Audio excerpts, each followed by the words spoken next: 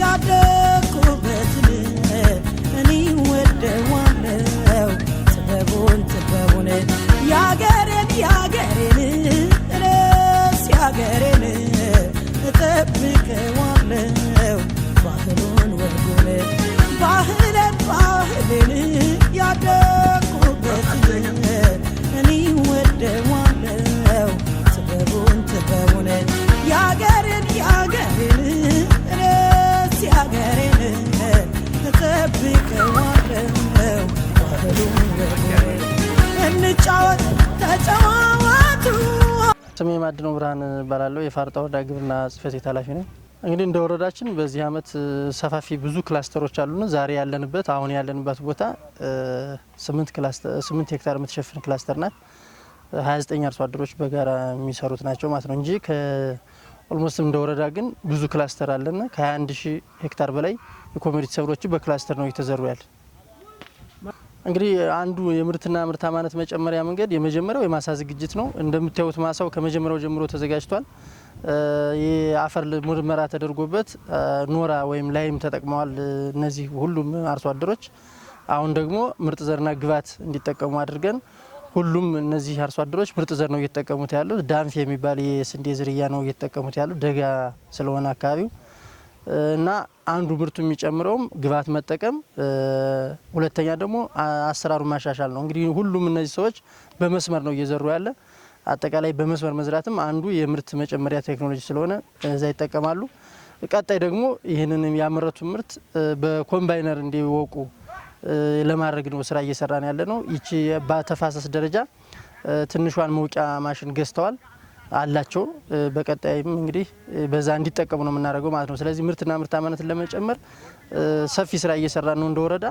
በአጠቃላይ በዚህ አመት ከ619 ኩንታል በላይ የተለያዩ ሰብሎች ምርጥ ዘር አሰራጭተናል። ይሄም አንዱ የምርት መጨመሪያ ስለሆነ እንግዲህ ግብዓትም በተለይ አሁንም እያያችሁ ነው። አርሶ አደሮቹ ማዳበሪያ ነው እየተጠቀሙ ያለ። ቅድም እንዳልኩት ላይም ተጠቅመውበታል። ማሳው ላይ ኖራ ጨምረዋል። አሁን ደግሞ በማዳበሪያ ነው እየዘሩ ያለ።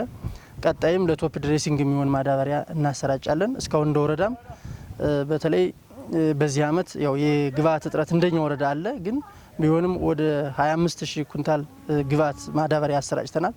ቀጣይ ደግሞ በተለይ ለቶፕ ድሬሲንግ የሚሆን ዩሪያ ማዳበሪያ እየጠየቅን ነው ከክልል። እሱ እንደመጣለን ደግሞ ለአርሶ አደሮቻችን የምናደርስ ይሆናል ማለት ነው።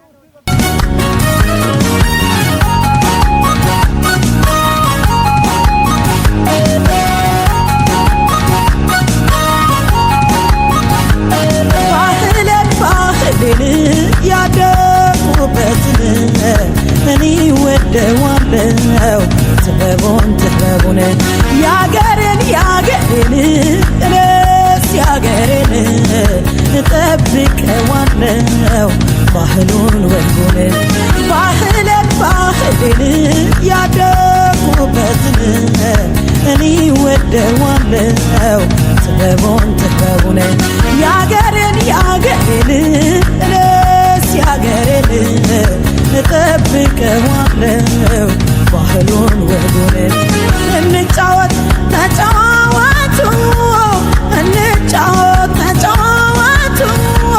ባገሬ ወግ አግባብ እንበል ወቡ ያገሬ እስታ በባህል